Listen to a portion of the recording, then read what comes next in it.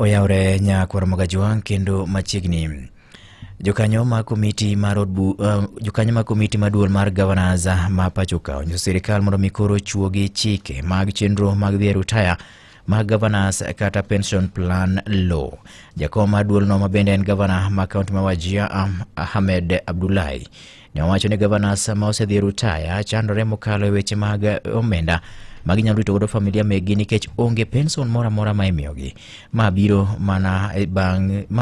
seche bende Governors giwegi ne osechwalo ng'ur margi ka giwacho ni pok odew keto lai manyime twak mamulo gigo bende konyogi.